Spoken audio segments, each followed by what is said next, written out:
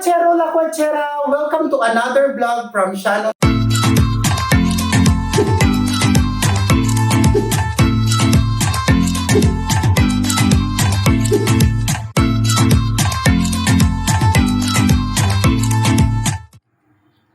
So magsisimula na tayong magluto.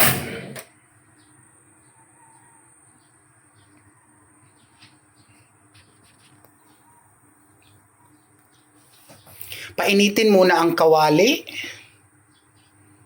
Pag mainit na, ilagay na ang mantika.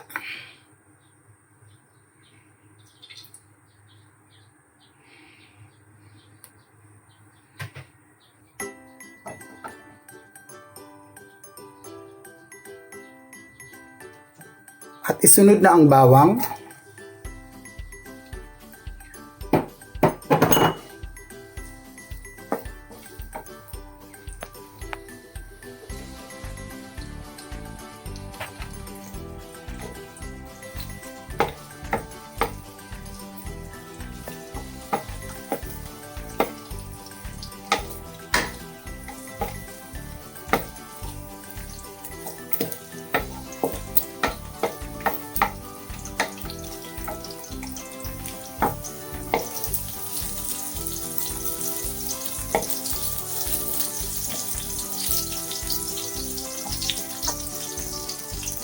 Isunod na ang sibuyas.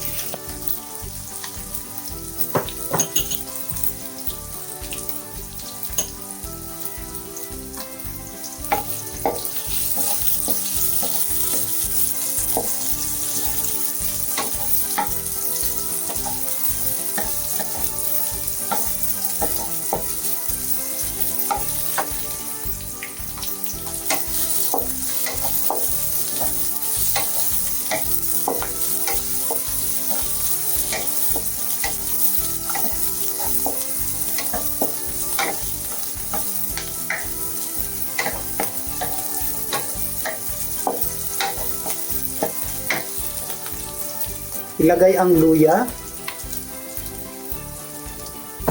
Pagkatapos ang tanglad, ilagay na rin.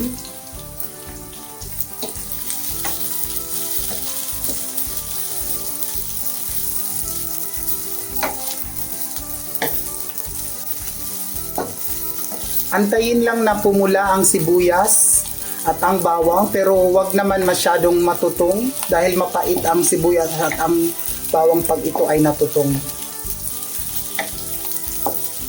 So ngayon, maaamoy mo na ang aroma ng lemongrass, luya, sibuyas, bawang. Ilagay mo na ang pangsahog. Ito yung labahita.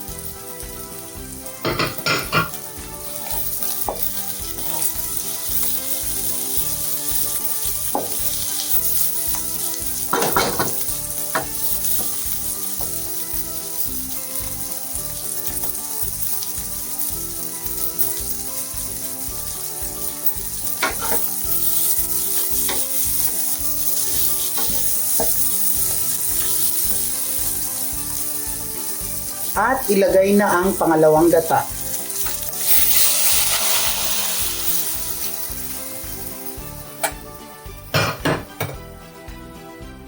Ito ay haluin ng haluin. Huwag pababayaan habang naluluto ang gata kasi pag iniwan mo to, mamumuo yung gata, yung tawag sa Bicol na nakurta. Haluin lang ng mahinay hanggang ito ay kumulo.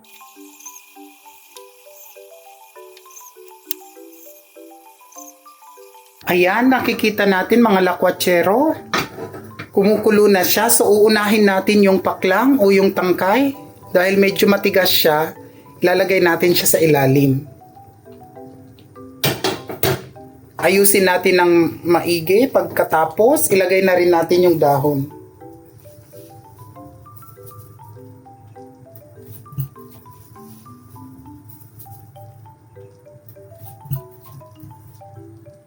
Dahil yun ang nagpapakati sa laing. So, idiin-diin nyo lang.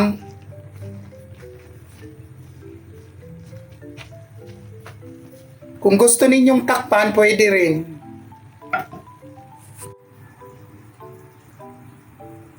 Pag medyo kumulo na mga lakwatsero, buksan na natin siya. Ilagay na natin yung mga sili.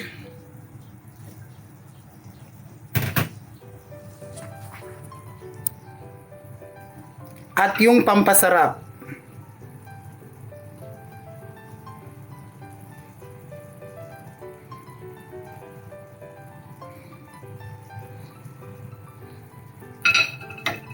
Baliktarin natin mga lakwatsero.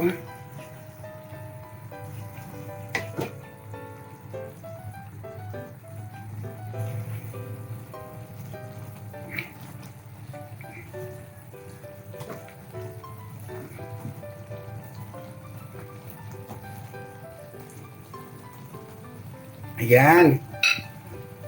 Takpan uli.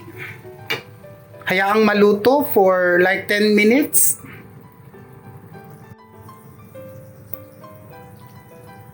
So after 10 minutes mga lakwatsero, buksan na natin. Dahil parang naluluto na siya. At ilagay na natin ang kakang gata or yung concentrated coconut milk. At wag na nating tatakpan uli. Hayaan na lang natin siyang maluto.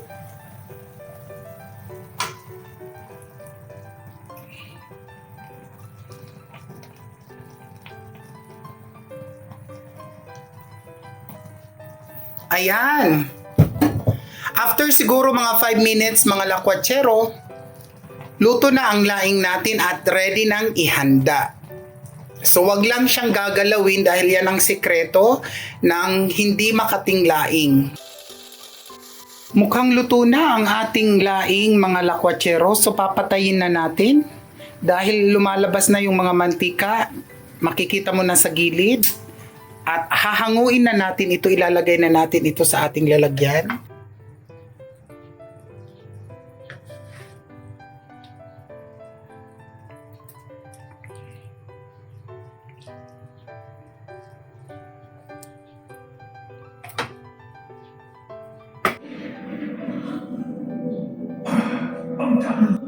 Ikaw, susunod ka na.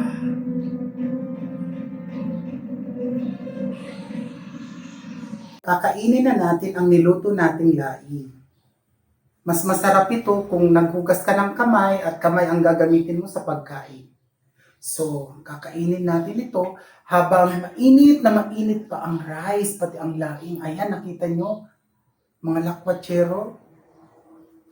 Creamy na creamy. Tapos yung sili.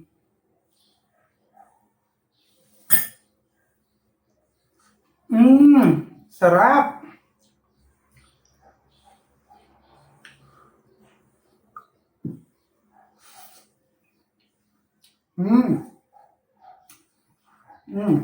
Lasang-lasa ang gata.